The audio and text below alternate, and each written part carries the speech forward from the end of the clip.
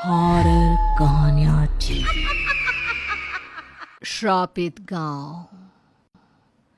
एक सुबह भैरवगढ़ नाम के गांव की औरतें कुएं में पानी भरने जाती हैं, लेकिन जब एक औरत बाल्टी से पानी बाहर निकालती है तो सारा पानी खून बन चुका था। अरे ये क्या, अचानक बाल्टी का पानी खून कैसे बन गया? तभी औरतें झांक कर कुएं के अंदर देखती है। कुएं का सारा पानी खून की तरह लाल हो गया था। ये डरावना नजारा देखकर सभी औरतों के होश उड़ जाते हैं। उसके बाद वे सभी घबराकर अपने अपने घर भाग जाती हैं। बेटा, मुझे बहुत प्यास लगी है, जा एक गिलास पानी लेकर आ। उस औरत की बेटी रसोई घर में रखे मटके से पानी निकालकर अपनी माँ को देती है, लेकिन पानी खून बन चुका था। ये देखकर उस औरत के हाथ पैर ठंडे पड़ जाते हैं।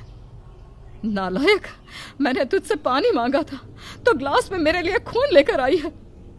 नहीं माँ, मैं तो तुम्हारे लिए पानी लाई थी, पता नहीं ये खून कैसे बन गया। चल दिखा मुझे, मटके में तूने कुछ मिला तो नहीं दिया। उसके बाद वो औरत रसोई घर में रखे मटके का ढक्कन हटाकर देखने लगती है। मटके का सारा पानी खून बन गया था। हे भगवान, मटके का सारा पानी अचानक खून कैसे बन गया? ये कैसे हो सकता है? माँ, मैं आंगन में रखी बाल्टी से पानी लाकर देती हूँ। उसके बाद वो लड़की आंगन में रखी बाल्टी के पास पहुंच जाती है, लेकिन बाल्टी का पानी भी खून बन चुका था। माँ जल्दी आओ, ये देखो बाल्टी का पानी खून बन गया है। वहीं दूसरी तरफ गांव के बाकी घरों का भी यही हाल था। हे भगवान, आखिर ये सब हो क्या रहा है? कुएं का पानी खून बन गया, हमारे घर में रखा सारा पानी खून बन गया। बिना पानी के हमारा गुजारा कैसे होगा? ये तो बहुत ही डरावनी बात है। मेरी समझ में नहीं आ रहा कि अचानक गांव का सारा पानी खून में क्यों बदल रहा है। अब तो सिर्फ एक ही रास्ता है, हमें पास की नदी से पानी लाना होगा। हाँ, यही ठीक रहेगा। चलो चलो चलते हैं, चलो। उसके बाद गांव के सभी लोग पास वाली नदी के किनारे पहुंचकर ढेर सारा पानी बर्तनों में भर लेते हैं, लेकिन जैसे ही वे सभी लोग गांव की सीमा में प्रवेश करते हैं, सारा पानी फिर से खून के रूप में बदल जाता है। ये देखकर सभी लोग घबराकर अपने अपने बर्तन फेंक देते हैं। अरे, ये पानी भी खून बन गया है। जरूर कोई शैतानी शक्ति हमारे साथ ये खेल खेल रही है। हाँ, मुझे भी ऐसा ही लगता है। अब तो हमें कालू तांत्रिक को बुलाना ही पड़ेगा, वही हमारी मदद कर सकता है।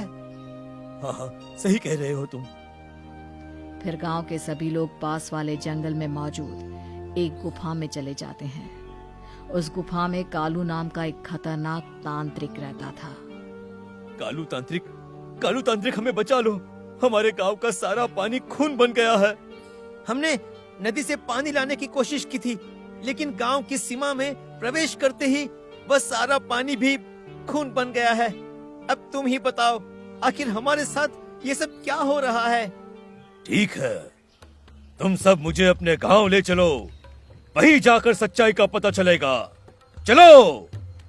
उसके बाद गांव वाले कालू तांत्रिक को अपने साथ ले जाते हैं। गांव की सीमा में प्रवेश करते ही तांत्रिक के कमंडल में मौजूद पानी भी खून के रूप में बदल जाता है। ये तो कोई भयानक शक्ति लगती है जो गांव के पानी को खून के रूप में बदल रही है। इसे वश में करना बहुत मुश्किल है, लेकिन फिर भी मैं कोशिश जरूर करूंगा। उसके बाद कालू तांत्रिक ढेर सारे नींबू इकट्ठा करके उनसे एक छोटी गुड़िया तैयार कर लेता है। फिर वो सिंदूर छिड़ककर मंत्र पढ़ना शुरू कर देता है। थोड़ी ही देर में वहां तेज हवाएं चलने लगती हैं और चारों तरफ डरावनी आवाजें गूंजना शुरू हो जाती हैं।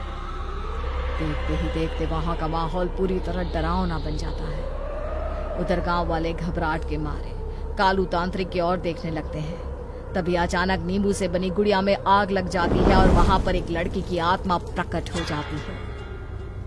उस आत्मा को देखकर सभी गांव वालों के होश उड़ जाते हैं। आखिर वो लड़की थी कौन? ये जानने के लिए हमें समय में थोड़ा पीछे जाना होगा। दरअसल सालों पहले कावेरी नाम की एक लड़की अपने माता पिता के साथ उस गांव में रहती थी। कावेरी के माता पिता खेत में काम करते मजदूर थे, लेकिन एक रात खेत में काम करते हुए अचानक उन पर बिजली गिर जाती है और मौके पर ही दोनों दम तोड़ देते हैं। उसके बाद बेचारी कावेरी पूरी तरह अनाथ हो जाती है। रिश्तेदार के नाम पर भी उसका कोई नहीं था। कावेरी की उम्र महज 14 साल थी। वो लोगों के घरों में झाड़ू पोछा करने के साथ साथ छोटे मोटे काम करके अपना गुजारा करने लगती है। लेकिन फिर एक दिन बातों ही बातों में लाली एक औरत को बताती है कि अभी तक उसे माहवारी की शुरुआत नहीं हुई है। ये सुनकर वो औरत लाली को अजीब नजरों से देखने लगती है। अभी तक तुझे महीना नहीं आया? ये तो बहुत बुरी बात है। मेरी माँ कहती थी कि जिस लड़की पर शैतान का साया होता है उस लड़की को महीना नहीं आता है। देख, आज के बाद तू मेरे घर पर काम नहीं करेगी। तुझे रखकर मैं कोई मुसीबत मोल लेना नहीं चाहती। चल, इसी वक्त मेरे घर से निकल जा। नहीं नहीं मालकिन, इतनी सी बात पर मुझे काम से मत निकालिए। अगर मुझे महीना नहीं आया तो इसमें भला मेरी क्या गलती है? कावेरी उस औरत के पैरों पर गिर जाती है, लेकिन वो औरत कावेरी को पीटते हुए उसे अपने घर से बाहर निकाल देती है। फिर अगले दिन वो औरत दूसरी औरतों से भी कावेरी के बारे में बात करने लगती है। मुझे पूरा यकीन है कि उस कावेरी के शरीर पर किसी शैतान ने कब्जा करके रखा है, इसीलिए तो उसे महीना नहीं आ रहा। हाँ, मैंने भी इस तरह की बातें सुनी है। शैतानी असर से ही लड़कियों का महीना रुकता है। वो कावेरी हम सभी के लिए खतरनाक हो सकती है। कहीं ऐसा ना हो कि कुछ ही दिनों में हमारी बेटियां भी उसी की तरह बन जाए। तभी एक औरत आग में घी डालने का काम करती है। अरे, मैंने तो उस कावेरी को कई बार रात के 1-2 बजे पुराने पीपल के पेड़ के पास जाते हुए देखा है। तुम सबकी बातें सुनकर तो मुझे पक्का यकीन हो गया है कि कावेरी पर कोई शैतानी शक्ति हावी है। हमें ना फौरन उसे गांव से बाहर निकाल देना चाहिए। नहीं नहीं, गांव से बाहर निकालने से क्या होगा? हमें उसे जान से मारना होगा, तभी उस शैतानी लड़की का पूरी तरह खात्मा होगा। फिर सभी औरतें मिलकर कावेरी को पकड़ लेती है और उसे एक पेड़ के साथ बांध देती है। आखिर मैंने ऐसा क्या किया है जो तुम सब मुझ पर इतना अत्याचार कर रहे हो? धीरज चाचा, बचाइए मुझे।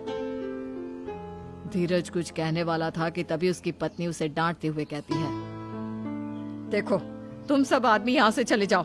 ये हम औरतों की बात है, तुम में से कोई बीच में ना पड़े, यही बेहतर होगा। और फिर सभी औरतें वहां मौजूद आदमियों को डांटते हुए वहां से भगा देती हैं। तू एक श्रापित लड़की है, तेरे ऊपर शैतान का साया है, इसलिए तुझे मारकर हम सब अपने आप को सुरक्षित करना चाहते हैं। चलो, इसके शरीर में आग लगा दो। फिर सभी औरतें कावेरी के शरीर में आग लगा देती हैं। बेचारी कावेरी तड़पते हुए जलकर मर जाती है।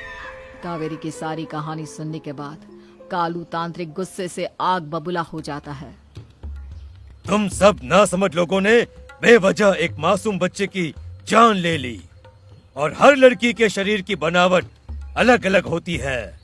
महीना आना नहीं आना किसी लड़की के हाथ में नहीं होता। अब ये इसी तरह तुम सबका जीना हराम कर देगी। नहीं नहीं तांत्रिक जी, हमसे बहुत बड़ी भूल हो गई, हम पर दया करिए। सुनो कावेरी, हमें हमारी गलती समझ में आ गई है, इसलिए तुम हमें माफ कर दो। हाँ कावेरी, हम सबको माफ कर दो। हमने ना समझी में आकर तेरी जान ली थी, लेकिन तू अब हम सबको मत तड़पा, हमें माफ करके यहाँ से चली जा। कावेरी बेटी, जो हुआ सो हुआ। इस गांव में इन जालिम औरतों के साथ इनके मासूम बच्चे भी हैं। कम से कम इनके बारे में सोचो बेटा, और तुम यहाँ से चली जाओ बेटा।